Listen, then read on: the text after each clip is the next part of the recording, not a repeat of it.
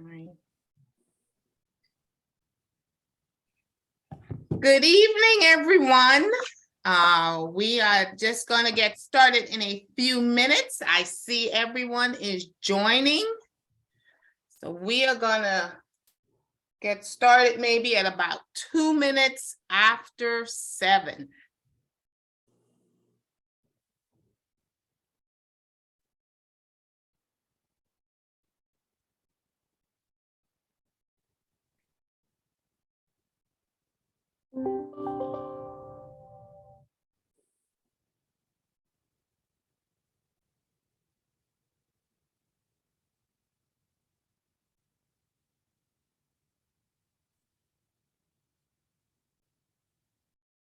Maybe next time I'll play some music.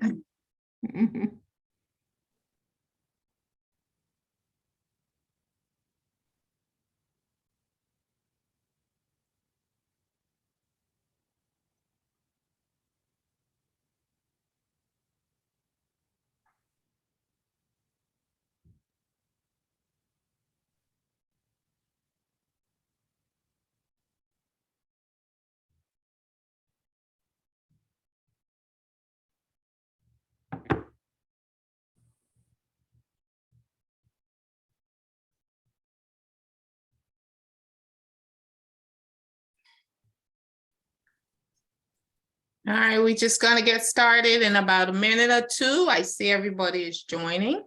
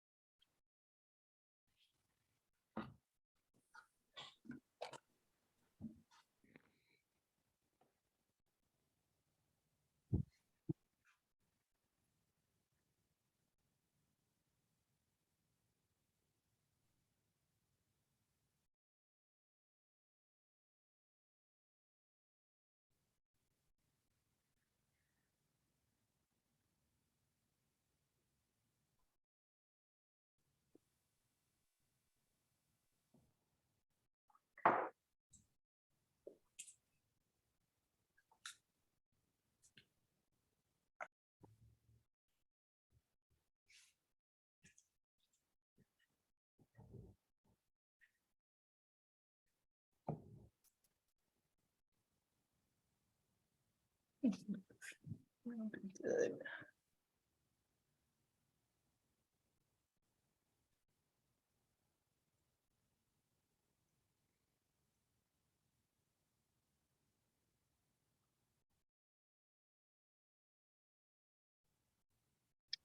All right. I didn't say 3 minutes, but I'm going to give everybody 1 more minute. I see a few people are still joining.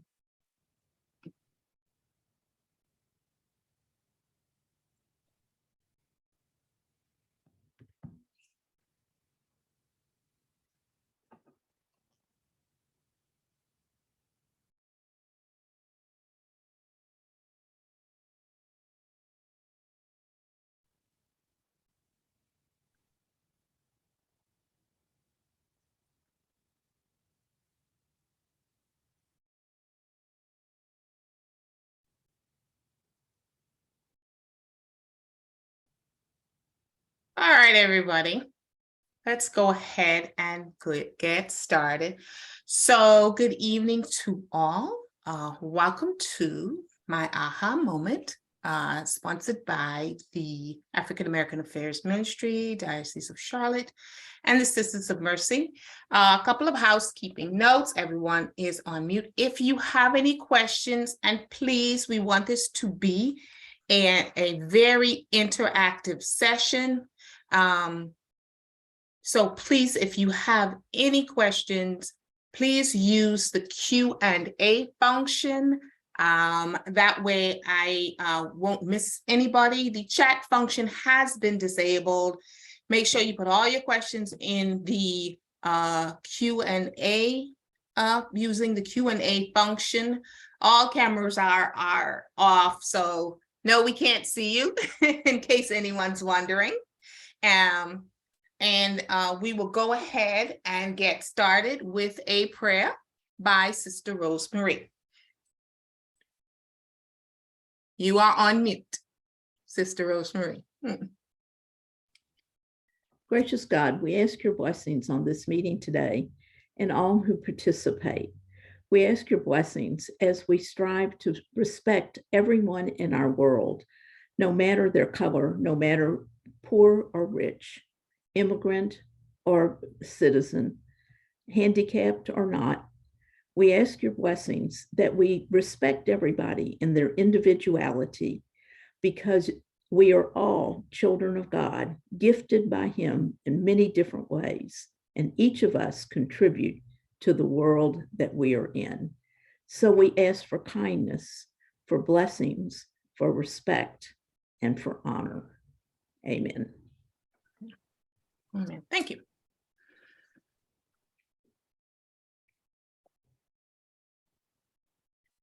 So again, I want to say good evening to all and welcome to tonight's webinar sponsored by the African American Affairs Ministry, Diocese of Charlotte, and the Sisters of Mercy.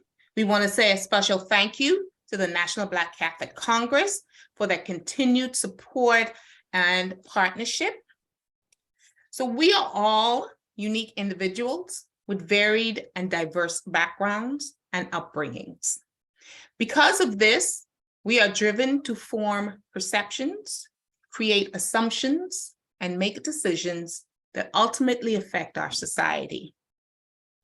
For many of us here, those perceptions and decisions have impacted our community negatively for generations, while those decisions have in turn helped other communities to thrive.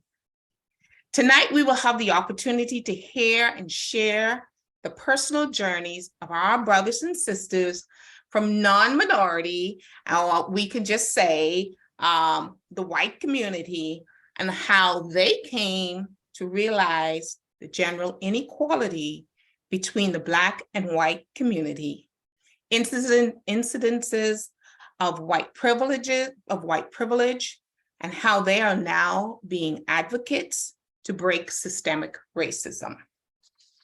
So I'm going to start off first by introducing our panel. I am going to start with my co-sponsor, Sister Rosemary. Sister Rosemary, wave to everybody, please.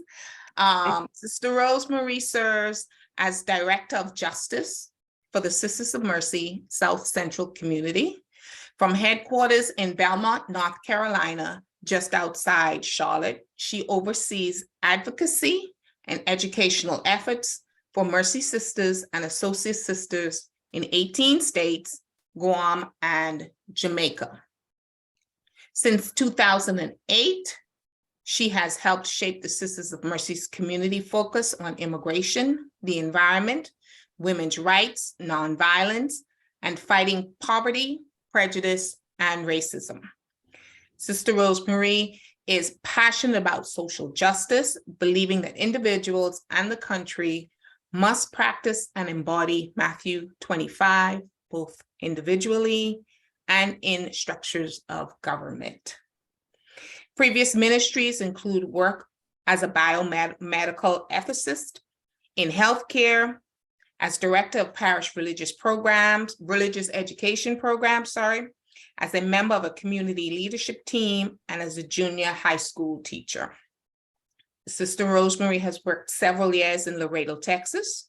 She has served as a healthcare board trustee, a board member for nonprofit ministries, and a sponsor representative for the Arise Ministry. She has participated in several programs in Mexico, Panama, El Salvador, and Honduras. Thank you for joining us, Sister Rosemary. Also, we have Kathy Long. Wave, Kathy. Kathy was born and raised in South Carolina. She attended University of South Carolina as an undergraduate and North Carolina State and UNCC graduate programs. She's lived in Charlotte for 35 years. is a former member of St. Gabriel Catholic Church. She currently lives in Charleston, South Carolina, is a member of St. Cecilia Catholic Church in Boston, Massachusetts, as part of their outreach program to Catholics everywhere called the Far-Flung Flock. A lot of F's. Kathy has been involved in social justice issues, beginning with her career at the American Red Cross, and continues now with volunteering and participating with Just Faith Ministries.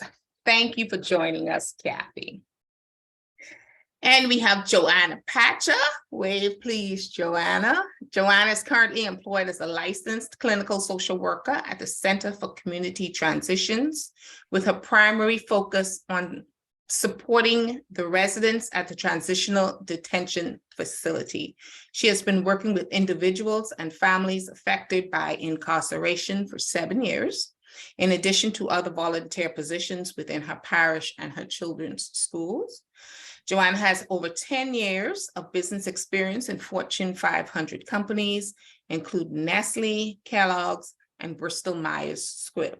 She has a BA in finance from Michigan State University, an MBA from the Weatherhead School of Management, Case Western University, in international business and marketing, and a master's degree in social work from the University of North Carolina in Charlotte. Joanna is a member of the Just Faith Charlotte core team and has been a participant and a facilitator of numerous Just Faith courses. In addition, she sits on the board of Hands for Haiti, an organization that runs a Catholic school in Haiti. Joanna founded the St. Matthew Parish prison ministry and was co-leader of the St. Matthew Catholic Church Peace and Social Justice Ministry for 3 years. She is currently leading the Criminal Justice Committee at St. Peter Catholic Church and is a member of St. Pete's in Charlotte, North Carolina. She joyfully resides in Weddington, North Carolina, with her husband, 3 kids, 2 cats, a dog. And in her spare time, she enjoys reading, traveling, spending time with her family and furry friends. Thank you for joining us, Joanna. And Glenn, our only male, who decided to hang out with us, and we appreciate you for that. Glenn Meese grew up in Nutley, New Jersey, which is a suburb of Newark. He attended the Nutley public school system and graduated from Nutley High School in 1960. After receiving a bachelor's degree in psychology from Colgate University in 1964, he completed a master's degree with an emphasis on group work from Springfield College in 1965. Glenn began a 35-year career as a YMCA professional in 1965. His career stops include Wilmington, Delaware, Detroit, Michigan, St. Louis, and in 1985, he moved to Charlotte. Much of his career involved running programs, program development, staff development, and training. Glenn retired in 2000 and since then has actively volunteered at Room at the Inn, the Charlotte Men's Shelter.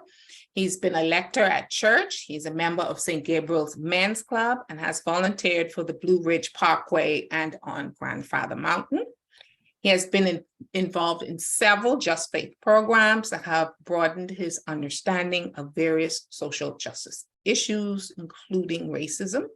Glenn has been married for 50 years to his motivational wife, and they have 3 grown children. So thank you to all for taking your time to share your personal journeys with us.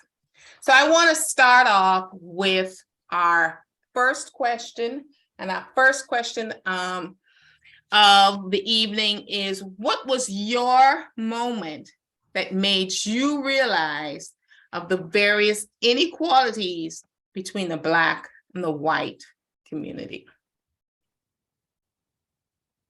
And I'm going to open the floor. Who wants to go first? Well, I'll start. I was in high school during the civil rights movement and in college, and I knew that the civil rights was about the right to vote, and that's about all I knew. But our English teacher assigned us to read the book Black Like Me, which was the story of a white man who dyed his skin and his hair, and he went out through the South as a Black man. And that was the first time I realized that it wasn't just that African Americans couldn't vote.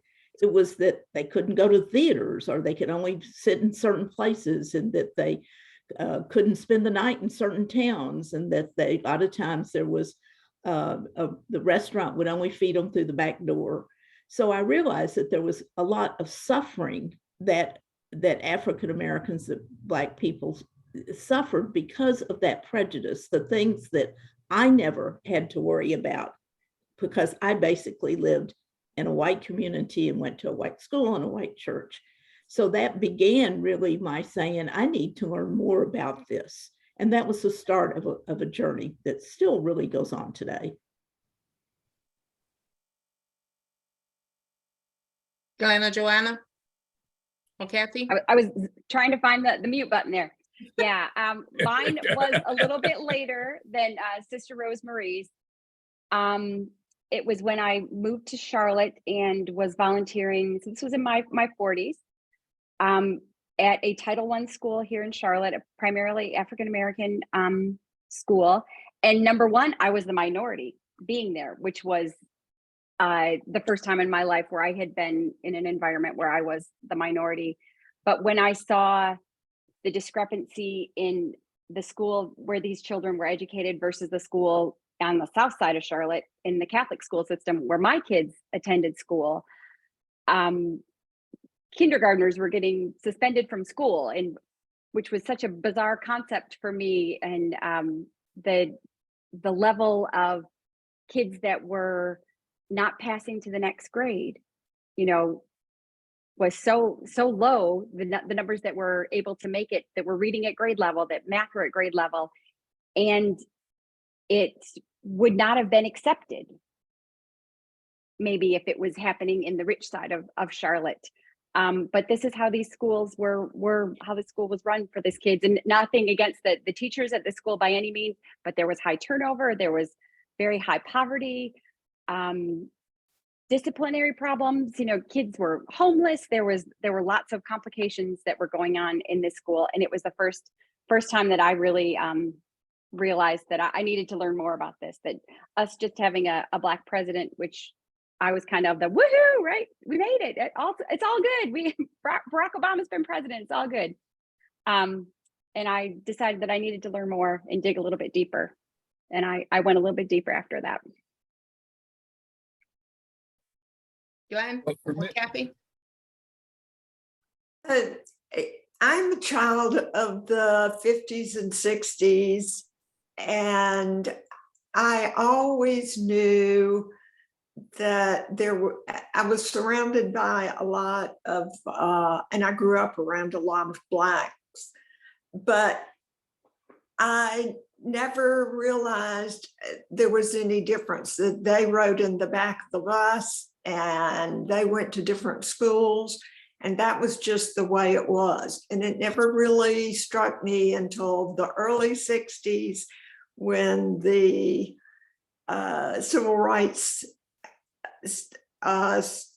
started in, and Martin Luther King was marching, and I thought, oh, wonder what that's all about. And in Columbia, South Carolina, not a whole lot was about that. But in Chapel Hill, North Carolina, where I knew people that were going, there was a lot going on. So that was probably my first experience. And then I didn't have one big aha moment. I think mine were gradual. And I then know that I got involved in Red Cross and nonprofit work and saw a lot of disparity there. But then I think one of the biggest aha moments for me, and I wrote down, was when I was asked by Glenn Meese's wife, Sharon, to go to an urban ministries event to hear a speaker, Tim Wise, talk about his book, White Like Me. And that's not the same one that you, Sister Rose, were talking, I believe, about a different one. Yes. But this one was privileges of the son of the South or something like that. And he was amazingly unbelievable. And from that, I left, Sharon and I left with his book and decided to join in with other groups to do book study. And we never looked back after that because our eyes were so opened, I think, at that point. Hey, I basically grew up in North Jersey, went to a high school that had, we did have Black folks in our high school, but it's a very small number. Went from there to Colgate, which at that time was an all men's school. Again, it was primarily white folks. And so for me, it was, I knew I valued everybody as a person, and I credit my parents for that. But it was still all personal to me. It was a personal decision. And what really began to change things, like Kathy, was in the 60s when all that was going on. It was the Martin Luther King, the assassination of Kennedy. That was when I was still in school. And I began to sense what was going on. And I knew what was going on, but for me personally, it was their problem. And I'm not talking about Black folks' problem. It was the problem of the politicians and folks like Kathy who lived in the South. And so it was kind of when it kind of made me think that way. But then I guess my aha moments, or the significant ones, one of them was, as Sister mentioned, reading Black Like Me, which I mean, this was back in the 60s, so the book's been around for a while, but that was a significant learning for me in terms of it. The color of your skin made a big difference. No matter who you were, it just made a big difference. And so that kind of got me thinking along those lines at the same time. But it didn't turn me to, it really didn't turn me to any action. It was just, that's the way it was. They're the folks who, I don't agree with them, et cetera, et cetera. I just didn't jump in on that. So that was, for me, that was really the first time I became aware of it. But it wasn't but I still hadn't, I don't want to say, I really hadn't internalized it. It wasn't something that really jumped out at me. It was or that I became passionate about. Black Like Me was a big opportunity to take a look at that. One of my first experiences, when I first started working for the Y, we had a Black guy who started at the same point that I did. We were really contemporaries, and he took me to a basketball game at Morgan State, and to feel in a minority, that was the first time. It was not a dangerous or a stressful situation, but I looked around in that gym and there weren't too many people, maybe me and one of the refs, that were that were there. So it really was a little bit of an awakening for me, because I saw myself as a minority and had to come to grips with that. So those things early on, those were my first experiences in understanding the differences that we had. Thank you. So once you guys had that first experience, why don't you talk about the steps that you started to take, some of the courses that you maybe took, or share some of the experiences or where you recognize either, okay, I live in a bubble, I do have white privilege, share some of your white privilege experience, but also share with us, how did you get to this point today? How did you get to this point of being in Just Faith Ministries, or being being a co-founder of the prison ministry and being an advocate? Who wants to start?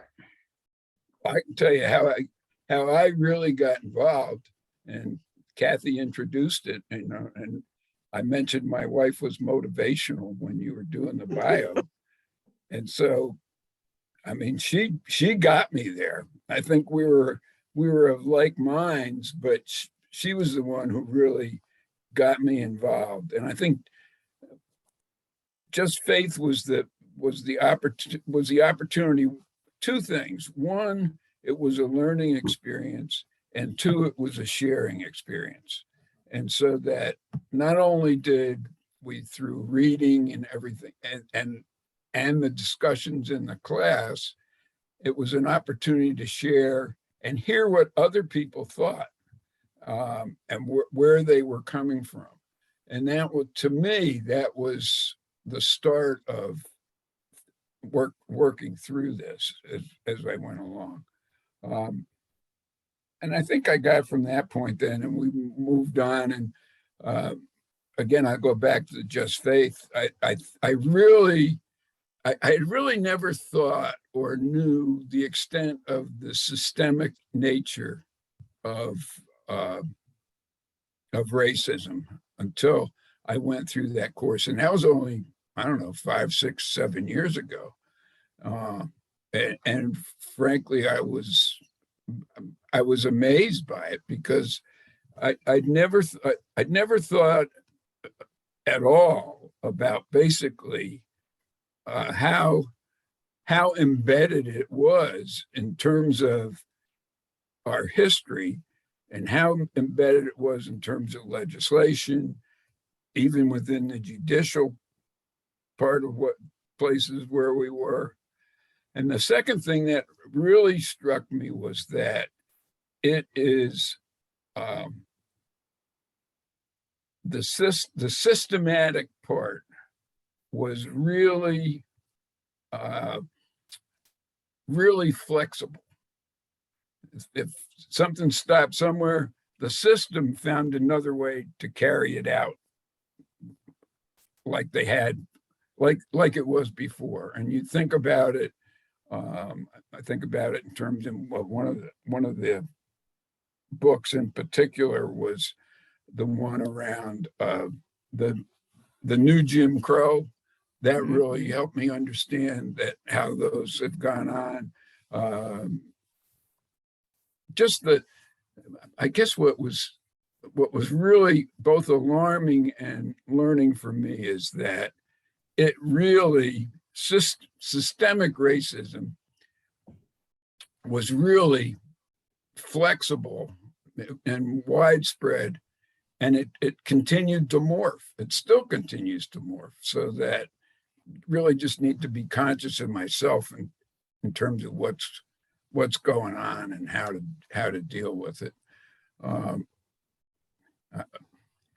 I sense I'm starting to ramble. I better quit here. Well, I see you want to get in. yeah, I'll share a little. We sometimes think about racism as a Black issue, but it's also a Latino issue. And I entered the convent in the province of St. Louis, and we had a number of Mexican American sisters who entered. And I remember one of the young women who entered with me telling me how in her town in Texas, the Mexican area, the Mexican American area, the streets weren't paved. And they didn't even have flush running water until she was in high school. But the white part of town, no, that was all paved and lights and everything else. And then as I just simply started to be more aware, even when you see pictures, you know, who's shown, you know, who is put front and center. If it's even advertisements, I begin to see that. Now we see more people of color now, but then you didn't. And I also started going back and forth to the border where we have ministries. And I lived at the border as well for a number of years. And I saw that at the border, I was still privileged because I don't know how many people realize there's an internal border. Even if you don't cross to Mexico, every time you leave the border 40 to 50 miles out, or you leave by plane, you are stopped and you are asked if you're a citizen. Now, I have never been asked anything in probably 30 years of traveling back and forth, anything other than, are you a citizen? And I say yes. But our Mexican American sisters have not experienced that. Sometimes they've been asked to bring out their passport, or they've been questioned, you know, well, are you sure, you know, you were born here? Particularly if they have a little bit of an accent, which most of them don't because they were born here. But or hearing the stories of one of the sisters telling how her family was turned away from the Catholic to attend mass at a Catholic church in their neighborhood, and the usher said, "This isn't your church." You know, she was, you know, they were Mexican American. Or even being stopped by the police. I do have a heavy foot, and I have been stopped for speeding, and I have gotten tickets. And I realized that I never actually worried about being stopped by the police. I really never have. And I do everything I shouldn't do. I don't put my hands here. I reach, you know, anyway. I know that's not true of my friends and my sisters who are people of color. They are very careful. So that privilege of just being treated special in a way at the border or by the police, I don't deserve that. They don't deserve being treated differently. But as I become, I think we all need to pay attention sometimes to what's going on around us and not take for granted things. And that's what I've been trying to be more aware of. Okay, before Joanna or Kathy speaks, I just want to remind everyone, I put this out earlier, and maybe when a few people hadn't joined yet, that please use the QA function at the wherever you're on, bottom top side of your screen. If you want to ask a question, please use the QA. I want all the questions kind of go into one spot so I can accurately answer them. I don't want to miss anybody. So use your QA button to ask your questions and we will address them. Go ahead. Who's next? Okay, I'll go now.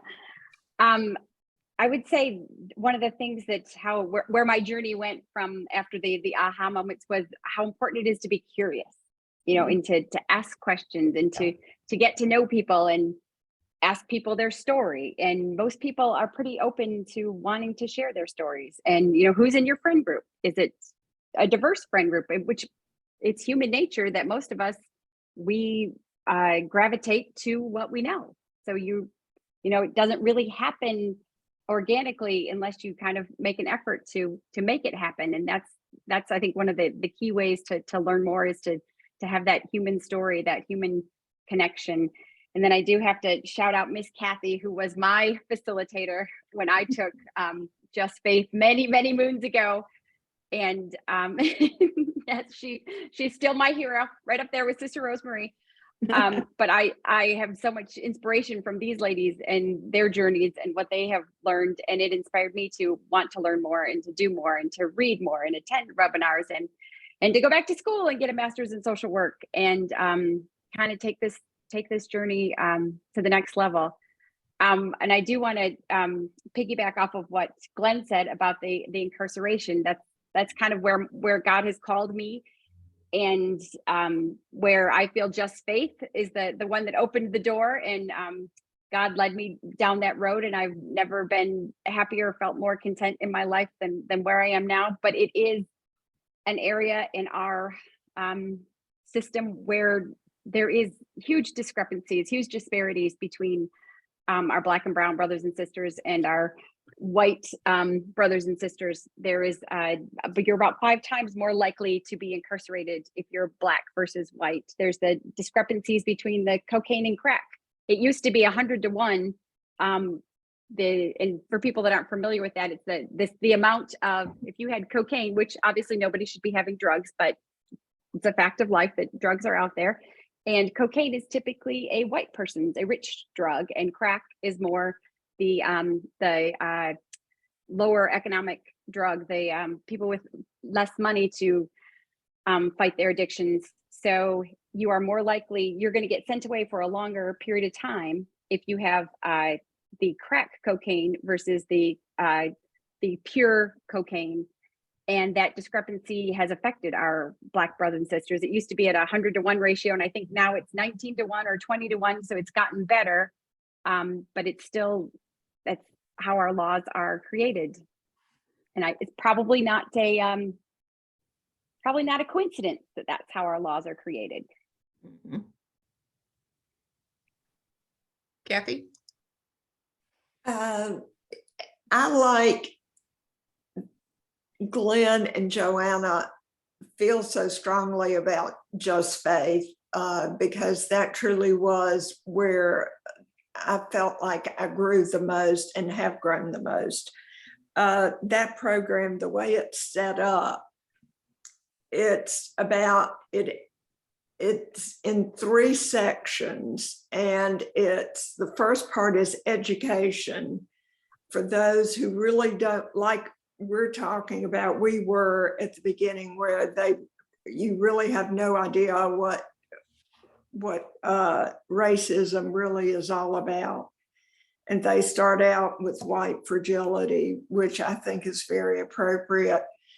Then they go into detail. The second one is more like details about what's going on now, how it's set up, and the history and all of that. And then the third piece of that, which is what I've been drawn to, is about, okay, now you know all this, what are you going to do about it? Because it's real nice to know these things. And gee, yeah, and I can even recognize it. But what are you going to do? Okay. So the third section helps you go through and decide, as Joanna has done so beautifully, where you can make a difference, what is yours to do. Who was it that said that? Thomas Merton or someone, what is mine to do? And so that's where I find myself now. And I am really, I love the facilitating part, and where people start out knowing not very much and come out like Joanna and start their own business and our own boards and everything else. That's the dream. So that's where I find myself right now. Okay. Anne has a comment. Anne said, did you know that John Howard Griffith, author of Black Like Me, was a Catholic from Texas? No. Was so proud of him when I first read the book in the 60s. Thank you for sharing, Anne. All right. So I want to piggyback on some things that you guys have said.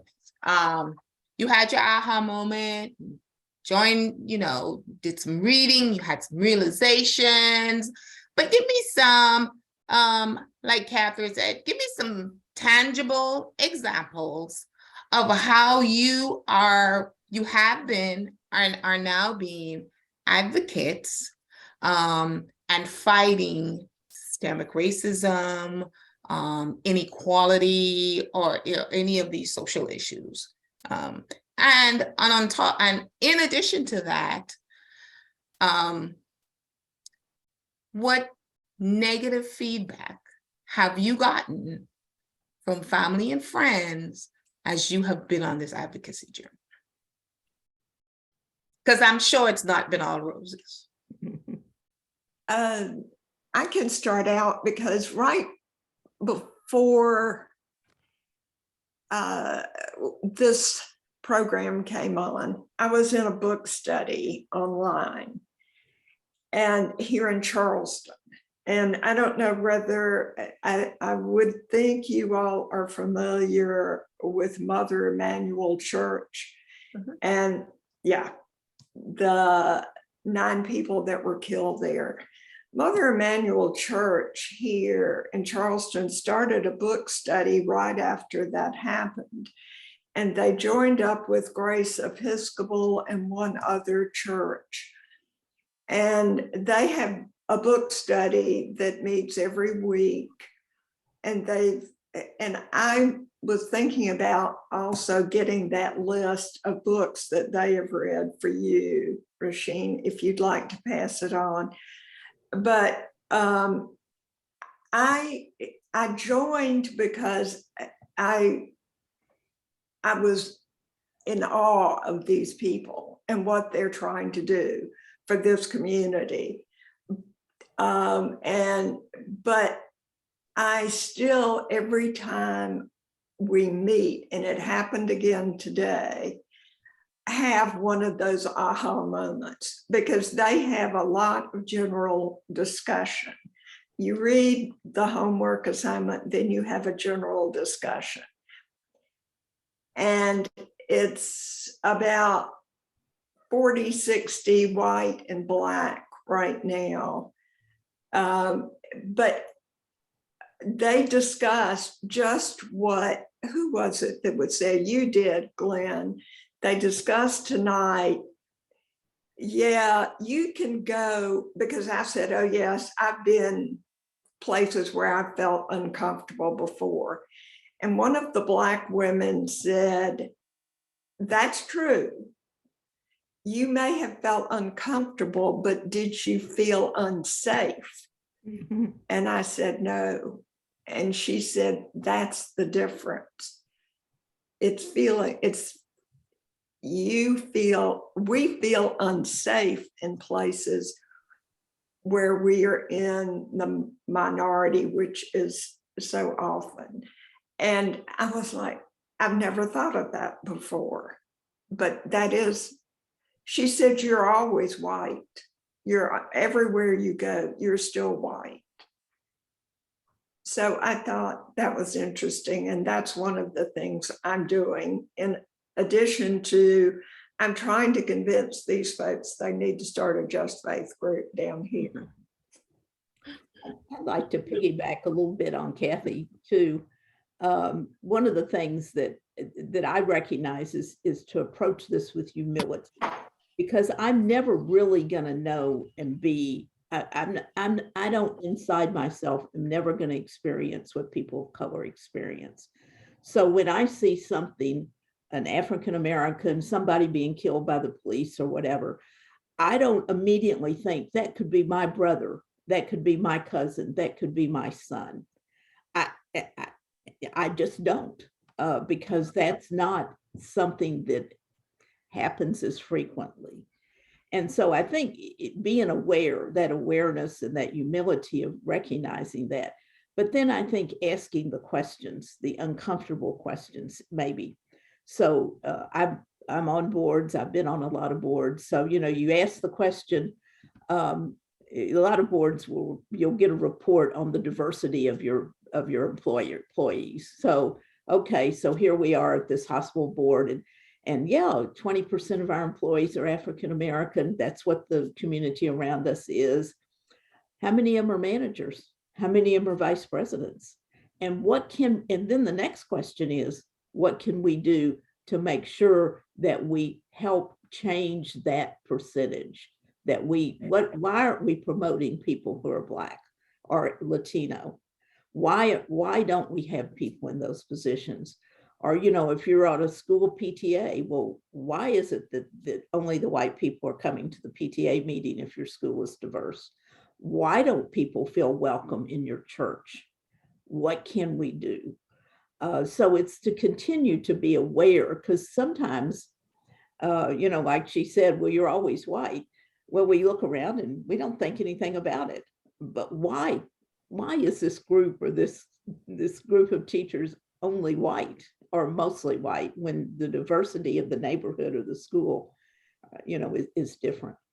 So and I also think being able to say to people when you hear a comment made that's inappropriate or rude or racist, those are violent.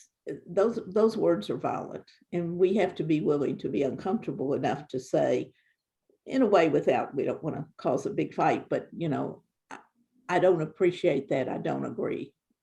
Step out there. Yeah, I'll take exactly what Sister Rosemary said and give an example. I was with some ladies a couple of years ago, and they were talking about their children and saying that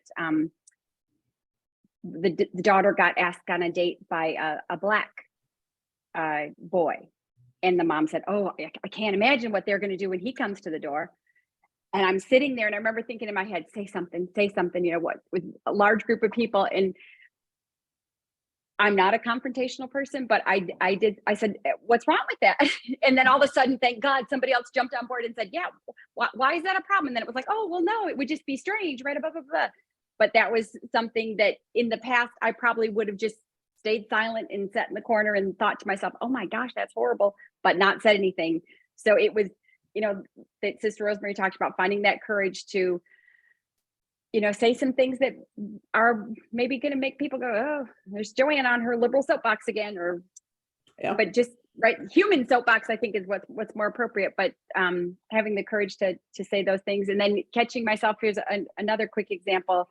I had a repairman come, and it was a black gentleman and a white gentleman, and I instantly turned to the white gentleman to say what my problem was. I didn't.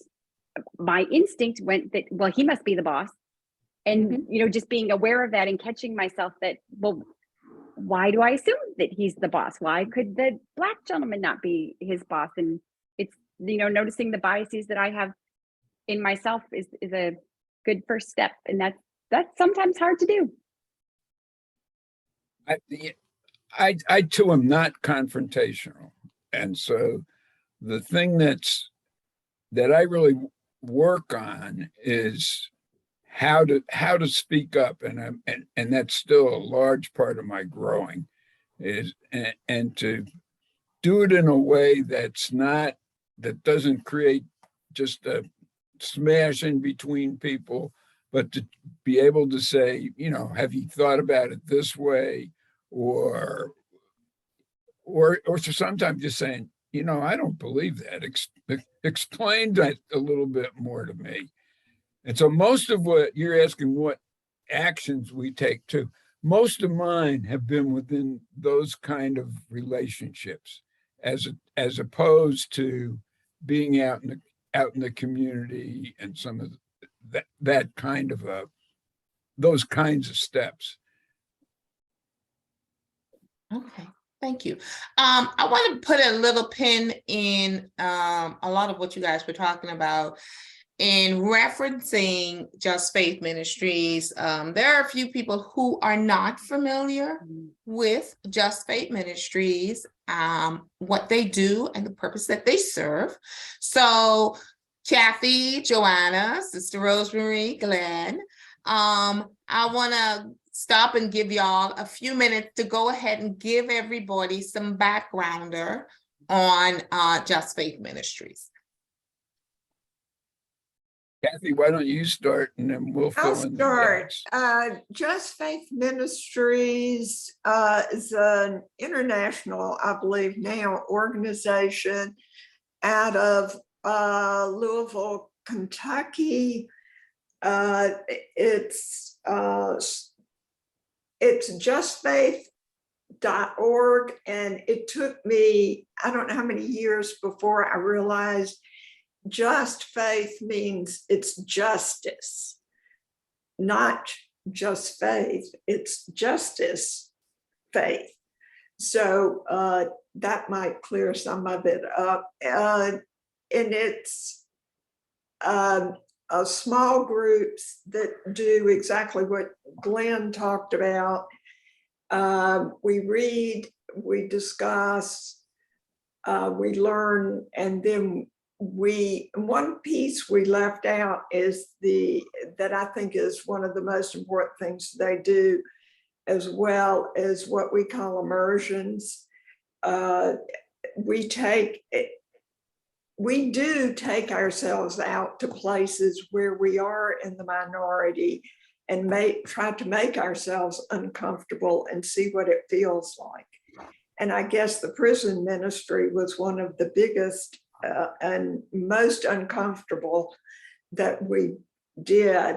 But we run in Charlotte, I know they're running about 6 programs, and they're not all about racism. They have multiple, but ones. Sister Rosemary, I know she has facilitated earth, Earth and water. Yeah. And there's poverty. I can't name them all. I don't have it in front of me, but I would encourage you to look at. But you can sign up online. Somebody will be in touch with you. But they meet. There multiple classes at different times, and it is both in person and by Zoom. I think it's the other thing Go ahead, too Glenn. is that it creates a safe environment for exploring those issues. It creates a safe environment for being uncomfortable. Yes. So I think that's a big part of what it does when you're part of it. Yes. And I want to add that like the very first class I took with Kathy facilitated was Catholic social teaching. And not all of the Just Faith classes are Catholic, but that is one of the Catholic courses that they offer.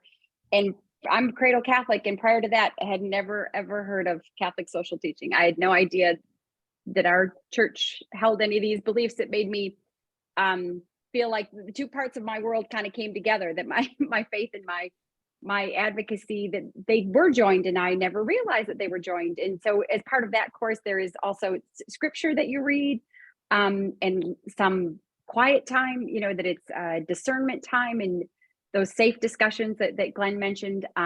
It really is a fabulous a class. And one of the courses that I facilitated, I guess in the springtime, was the communication, to have those courageous conversations. And I can't think of what, and Kate might be on this call. Kate could probably give us all the scoop. Is it called communicating, or just talk? Can we talk? Something like that. And it's a whole 8-week course that you meet for 2 hours once a week. Most of the classes are 8 weeks. And it's about learning to have those conversations and skills. There are actually, books out there in skills, and it's helped me with my practice as a therapist, and just in conversations with my family, let alone the conversations that you have about race and other difficult conversations, politics, race, religion, you name it. It's a great class. And it is all based on Catholic social teaching. It's based on Matthew 25. When I was hungry, you fed me. When I was thirsty, you gave me to drink, and so on. And I think what it also does is it helps you see the practicalities. Who is hungry? But it also says, why are people hungry? So, we do a lot of, most Catholic churches, most Christians do a lot of charitable work. But sometimes we don't stop to say, well, why do we need to do that food drive? Why do we need to visit people in prison? What's going on here? So I think that's they say that Catholic social teaching is the church's best kept secret. Really, in a lot of ways, that's true. And I think we sometimes think, this is like the discussions, the sessions on environment. Well, that was Pope Francis. No, that was Pope Benedict too. He was called the Great Pope. Yes, that was Pope John Paul as well. they just weren't quite as, they didn't write an encyclical about it. So it's really a way of combining what's really happening with why it's happening. Okay, so think- a good, go ahead, Glenn. This isn't really relating to Just Faith, but the work that the time I've spent with Room in the Inn when we brought basically homeless folks at that point to St. Gabe's, that one of the things that struck me was really taking time to talk to those people who were there, who came in, who were homeless, and to understand what they were doing and basically to give them a voice. And that not everybody who did that, who was there, did that, but the bulk of the people that prepared meals and that other kind of stuff, it gave a whole nother kind of exposure and a learning experience to these, for me. And I think a sharing experience and a learning experience for some of the guests who were there as well. That was important to me as it went along. Okay. And I've got, well, I'm sorry, Rasheen, this is just a really important one. That, Go ahead. in addition to what Glenn said, that Just Faith brought up in me, that I'd volunteered, I'd done all kinds of donations and volunteering my time and whatever prior to Just Faith, but I had always kind of done it at the, I'm helping you. Oh, poor you.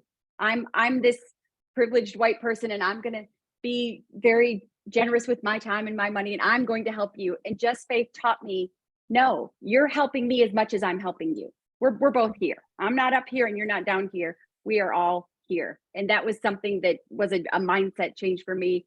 And I think that's what Christ wants us to do, right? Nobody's better than anybody else. We're all out here trying to figure out this journey of life together. And that was probably one of the most beautiful things that Just Faith taught me. Excellent. Excellent. Yeah. So I got a question here. What does Just Faith Ministries offer African Americans who might want to participate?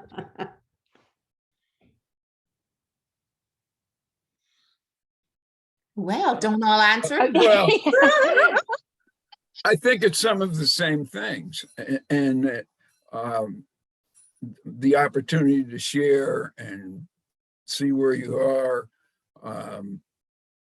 I think that most of the groups that I've been a part of have been basically white folks, and every group that I've been a part of would have helped me grow if it was a more diverse group as it went there. So I think that would be my answer to that. I think it's the same opportunity to explore. And could I add to that, obviously the book study that I'm in, one of the first things I said after I had been there a short time was, I am learning so much in such a short time because of the cross-cultural involvement here in this group and the comfort level that they have of talking to one another. And it's one thing for white people to teach other white people about it, but it's a whole nother level to have Black people involved in helping, sharing. Maybe helping's not the word, sharing is the right word. But I think it goes both ways again, because there was one woman that said, this is the first time I've ever not been afraid of a white person. And I was like, so I think that, and of course, I would think anyone can benefit from the classes on poverty, on the earth, on the wind, on the fire, and all of those. I do. I think particularly you were saying that about there's 3 sessions on the environment. One focuses on water, one on air, and one on land. And who is going to be most affected when you look at it for environmental degradation? And it's really people who are poor, and a large percentage of those people are people of color as well. So we're all going to be affected by that. But they say if you want to find out where the worst environmental things are in your city, the toxic pits and stuff, that's where you'll find the poor people too. And that's where often you'll find some of the African Americans and Latinos as well. Unfortunately, there is that disparity there. So to add to that then, but if the groups were diverse, i.e. studying race, would it have felt as safe, do you think, for the white participants? And would it be more of the Black people where they're teaching? Or are they sharing, or have they taken more of a teaching role? Did you raise your hand? Yeah, I did. Okay. The first time I've done the racism course, took it once and facilitated it once. The first time there was a Black gentleman in the group with us, 2, but one attended more often than the other. And he made the comment that he learned something too, that he was, and I get, like, it is not a Black person's job to teach white people. Like, they do need to make the effort and figure it out on their own. But I think part of the Just Faith, like the first, you do kind of an opening retreat, and it's about building that rapport and building that Vegas zone, so everybody feels comfortable to say what they're saying. So you do kind of start in there to get that safety. And I think that that's one of the main things that they teach, that respect, and that this is a safe place. We don't all have to agree, and that you can say things, and you can say, "Oh, I disagree with that," And I think it's actually a beautiful place to have the diverse conversations. Okay, I got 2 comments to add that were added here. I'd offer that Just Faith moves the responsibility to the white person to do their own learning rather than expecting people of color to teach us. And our Just Faith group in Richmond, Virginia was diverse. I believe that the Black participants enjoyed the time to discuss the impact of racism in their lives. As a person, as a white person, I was very moved by their experiences. My hope is that they felt heard in a new way by the whites who listened. Mm-hmm. So I'm going to jump back to a question that we had gotten, and then we moved on to Just Faith. So I don't want the person who posed this question to feel like I forgot them. But for the group, at any point, I'm going to phrase this, at any point or even now, do you think you still live in a bubble? And do you think you still find it difficult to recognize the issues that are affecting minorities? My first answer off the top would be yes. I think I realize that that's where I am, and that I'm in that bubble, and I can work towards better understanding and even being confrontational where I am. But the fact is, I'm still in a city and in a place where most of my friends are white and don't consider that. It's like somebody said earlier. No matter what I do, I'm white, and that I have and so part of my white privilege is to basically feel safe most of the time in terms of where I am. I'm not sure that makes sense, but I would have to say that. And the challenge is to break out of the bubble, if you will, and to do that by learning more about what's happening around and outside it. The challenge is to allow yourself to be uncomfortable, because it's really easy to live in the bubble. It's Yep. really easy. And then also to be aware of yourself. And I'll tell a story on myself. I was at one of our retirement centers where most of the aides are Black. I'd been there 3 days. All the aides who helped the sisters, the 6 sisters, were African American. The 3rd day, I'm walking down the hall and I see one of the aides who's white. And I immediately said, I wonder if she's studying to be a nurse. And then I immediately caught myself and realized that that was really my internal racism, that I didn't think that about the rest of them.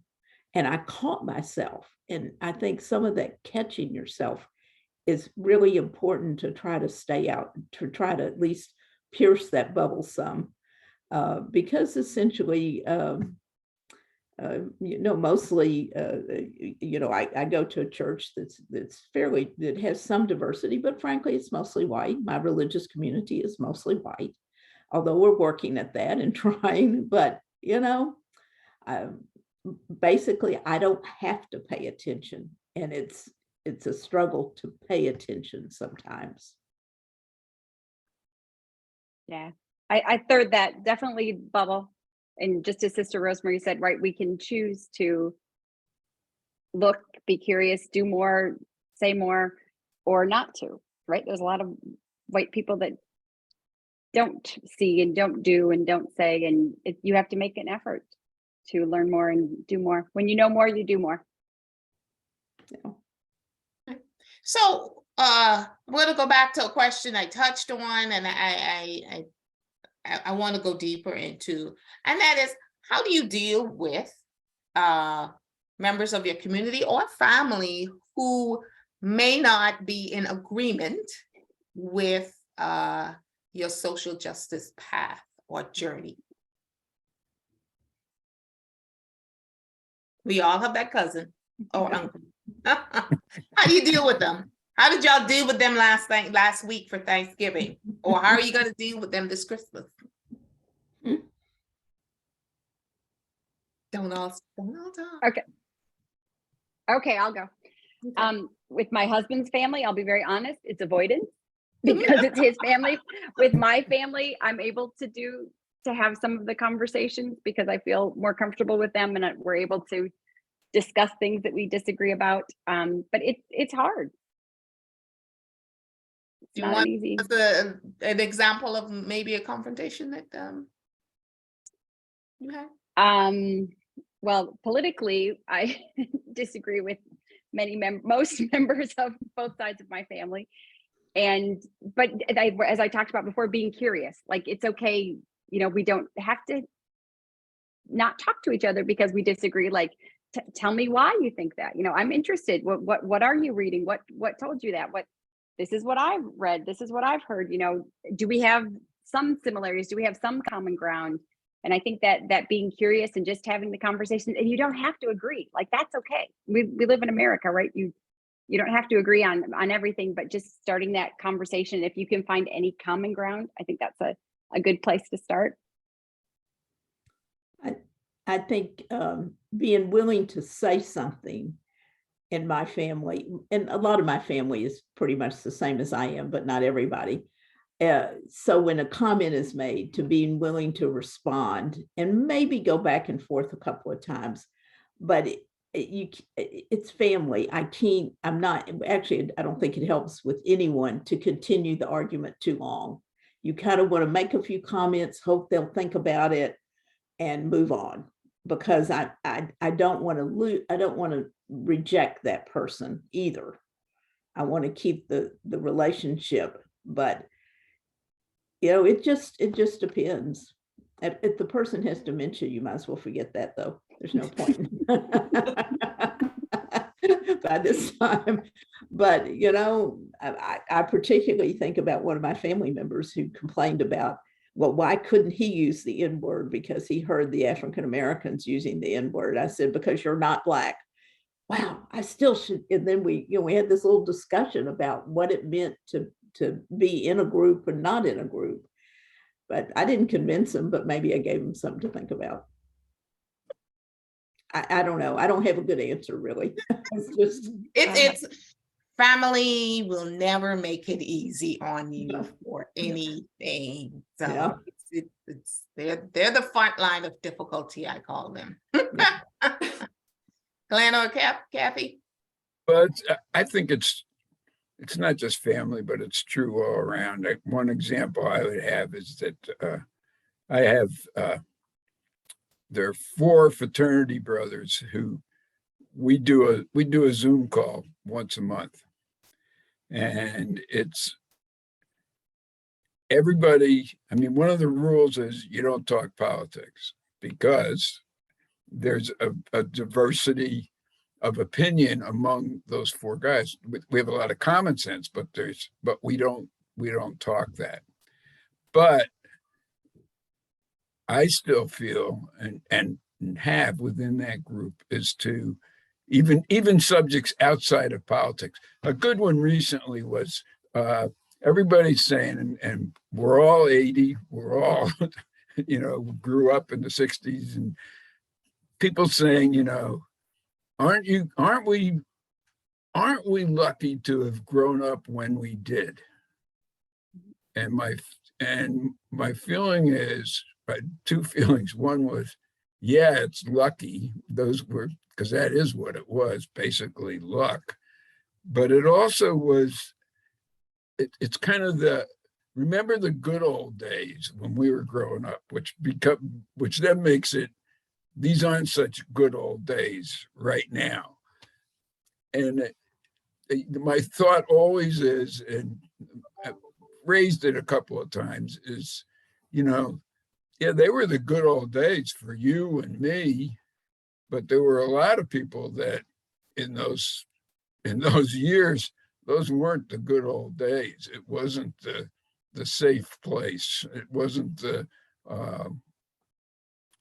well, it just wasn't. It wasn't that way. And the other things that they often say is, we had caring parents. Well, again, in talking with them, who's to say? Well, I wouldn't even agree. I would agree we had caring parents. I would not agree that other people did not have caring parents in terms of what was going on, and that still working on how I'm going to keep on dealing with that when the discussion comes up. But Kathy? I'm fortunate in that most of my family are all on the same page with just about everything. You get beyond my family, and that's where it gets to be touchy. Like Glenn, it's my friends. And see, I grew up in the 60s as well, but I grew up in the South, and I still have quite a few friends that are not on the same page as I am. So I struggle a lot of times, but I do try, I make sure they understand what I'm involved in and what I am doing. And sometimes I can't help but have an opinion different from theirs, and it doesn't always go over real well. So I need to take that course on how to talk to people about difficult subjects. All right, got another question for you guys. And I think you kind of touched on it. Does owning your recognition of racism and inequality make you uncomfortable around those who don't?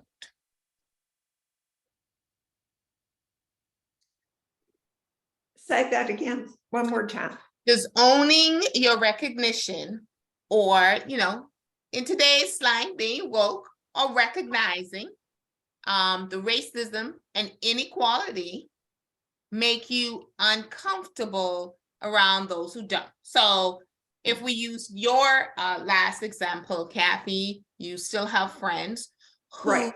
differ. What does that make you uncomfortable, or does Yes, it make you uncomfortable? yes, it does. Me too. And I think, yeah, I'll add, it makes me frustrated. You know, I think frustrated to angry would be where I would go on the scale. Frustrated. Yes, Yeah. I would agree with Joanna. It's beyond uncomfortable. It gets particularly uncomfortable when you feel like you ought to bring something up, but you can't, or you don't know how. Or Yes, how many times can you say something, I guess. But yeah, it just means you can't really be open with that person as much as you might like to. So It it's just that seems- level of frustration Yeah. with trying to get them to understand your point of view, or just why can't you see? Yeah. What's the problem? Okay. Well, it And- goes the other way too, though, in that part of the job is, and part of the frustration is trying to understand what their motivation is. Where are they coming from? Where has all this come from? So it's also, so it works from both sides. At least it does to me when I'm in one of those situations. Well, you know what? That's a good jumping point to my next question. In that, do you think most of white society still live off some continuation of slavery? And if they still do, then maybe that's what's driving their uncomfortability, that change. I'm answering your question, so I'll let you guys go ahead. Anybody? The wealth the of content- the US yeah.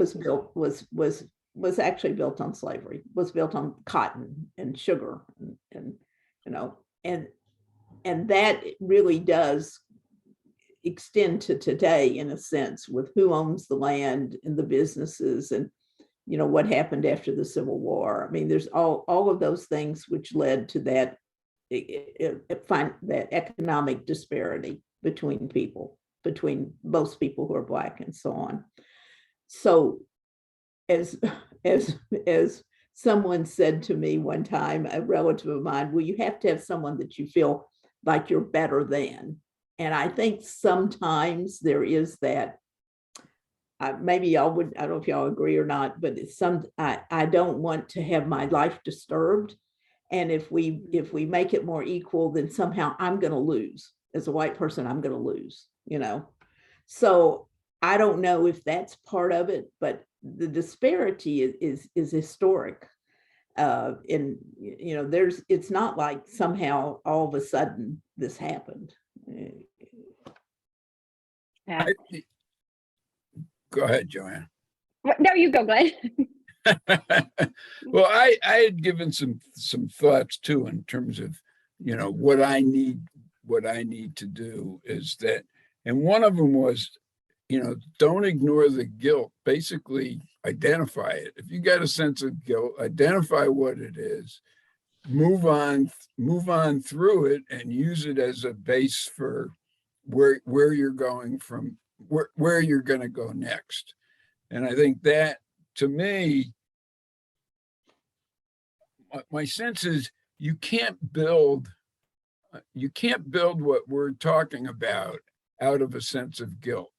No. You have to build it out of a sense of a sense of knowing everybody's created equal. It's got to be something that you're doing. I think to feel bad about how we got here, that's fine. But the other thing is, know your history, know how we got here, and be able to understand that. And to me, part of the hope is the way we got here was again the systemic parts of it, legislative, everything else. There were all things we did. So there are ways that we can turn it around.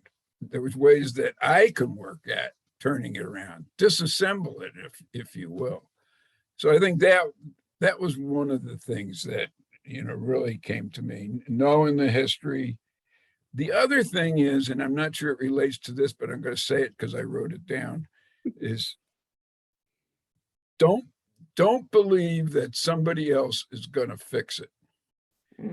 I grew up in the 60s, and people were telling me when I was in high school, your generation will take care of this.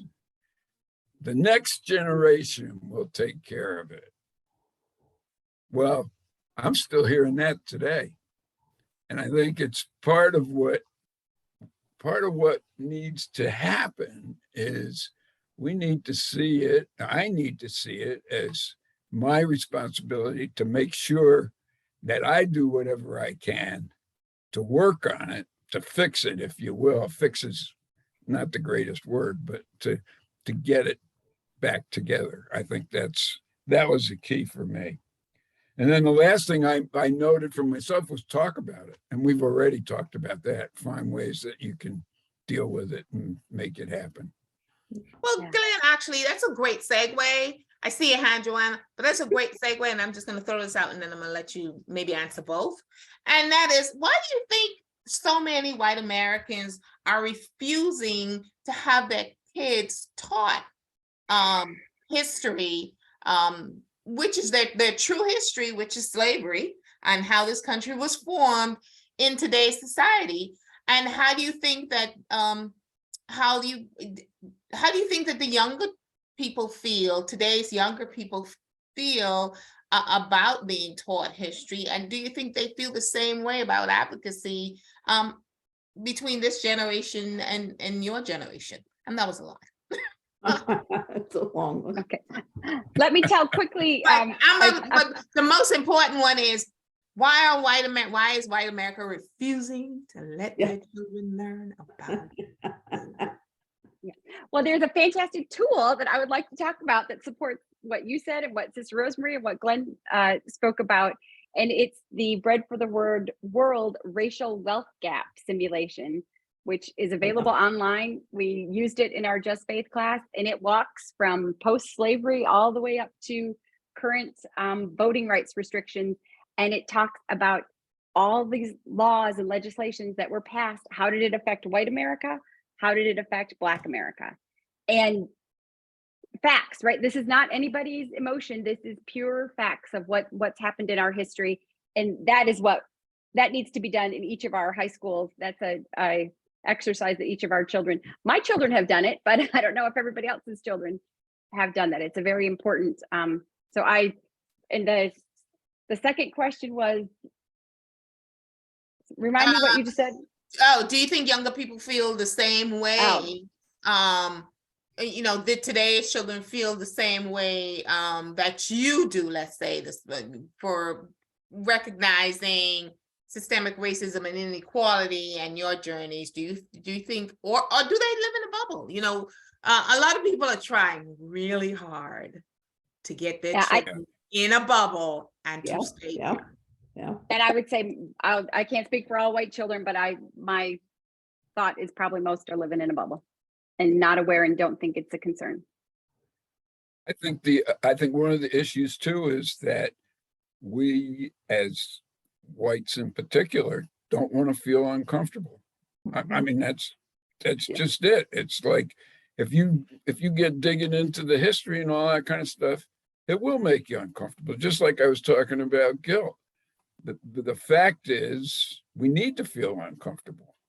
I mean, we can go all the way back to Jesus. That was his job, was to make people feel uncomfortable, as far as I'm concerned.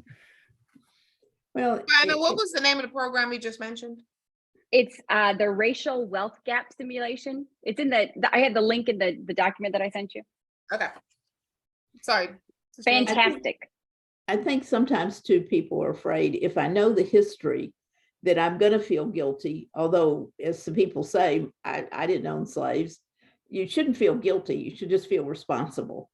And if you feel responsible to make things better, then you have to know what the true history is. But if we keep ourselves in a bubble, then I don't have to do anything, right? I can be, I don't have a responsibility because after all, everything's perfect. Yeah. There's a great phrase that we didn't build the house maybe but we're living in it, right? We have the privilege. Maybe we didn't own slaves, but we are still living the privilege of the white society. Yeah. I don't Okay. know that we can I don't know that we can generalize what young people are feeling today. That's really a hard one. I mean, I know people who are very open and committed to the kinds of things we're talking about, but then you have like this guy from Boston College that's down, I can't remember his name, who's down there now just talking all the wrong stuff. Who is it? Anyway, he just happened to come from Boston College. He left, but ultra conservative, ultra white supremacist. So, You you know, mean how we got there, how the do we guy get who there? went to dinner at Mar-a-Lago? Is that the one you're talking about? Oh. No, He might be it talking wasn't about him. somebody else. So this hour and a half went by incredibly fast. It is 8:29. So Kim, please don't let us get kicked off. I only got for an hour and a half. But I do want to close out with what advice or suggestions would you give to white people who want to be allies in making our society and our church anti-racist? And you know, we compiled some resources. So as you guys talk, I'm going to see if I could share my screen. And share my screen. And if anybody wants to start talking about can somebody say yes in the QA chat? Can you see my screen? Yeah. Okay. Just some of the books that the panel has mentioned on the screen. Once we upload the recording, I will send out the recording and the resources that I have up here. But here are some of the books. Here are some podcasts. We have movies and podcasts, and we have resources. I did find there were some links included. All of them don't have links because I didn't feel like looking them up. I'm sorry. But if you can, we can just go around the room and just go ahead and give everybody some advice and suggestions. And well, your community, some advice and suggestions on how to be allies within their community and within their parish or their church. Educate yourself. Well, being allies means basically understanding that you're working together to solve the problem. I've talked mostly tonight probably about my own personal growth and the kinds of things that I've done. But I think being an ally is understanding yourself and understanding the other side and being able to put that into some kind of action. That's kind of how I would interpret it. The advice section that we were talking about was basically what I just talked about, know the history and go from there. But I think to really be an ally, and the other thing is there's a difference, and I don't want to get into it, but there's a difference between being non-racist and being anti-racist. And one implies some action, and the other is just kind of a personal issue for yourself. And I think what we've all talked about tonight is working towards being anti-racist as white folks on a larger scale. That's where the systemic comes in. I think to be humble, to listen to people of color, to listen to because I'm never really going to know totally what it means to be Black or to be brown, but to be humble and listen and take some leadership and be willing to be uncomfortable. When I read White Fragility, I'd already read a lot of books about racism, but that would make me uncomfortable, especially a couple of chapters. Be willing to be uncomfortable. It's just the only thing I can say.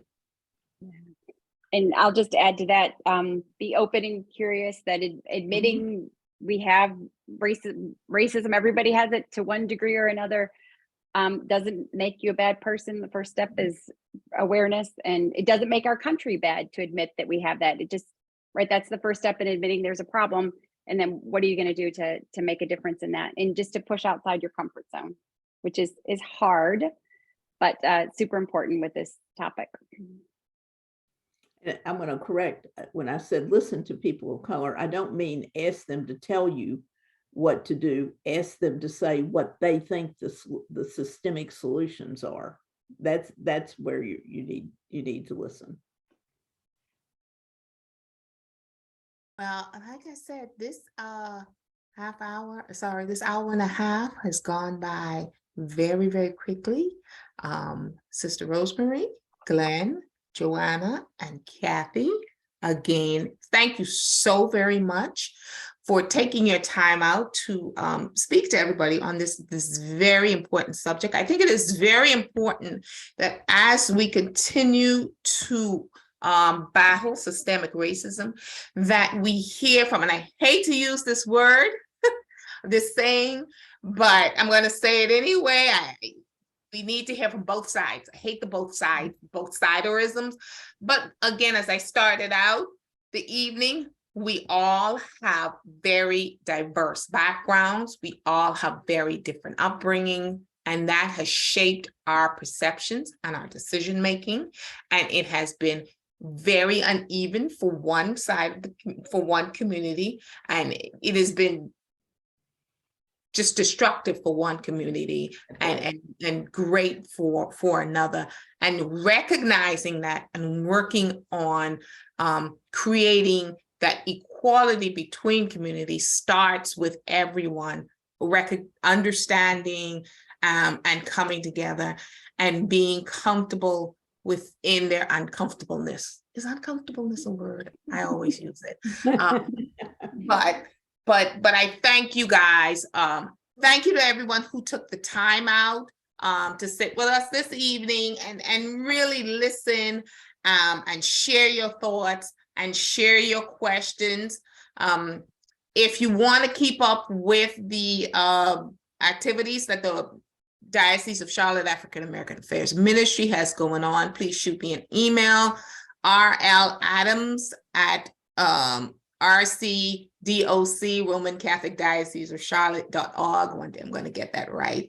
But thank you, everyone. If I don't see many of you, I hope you guys have a great holiday season.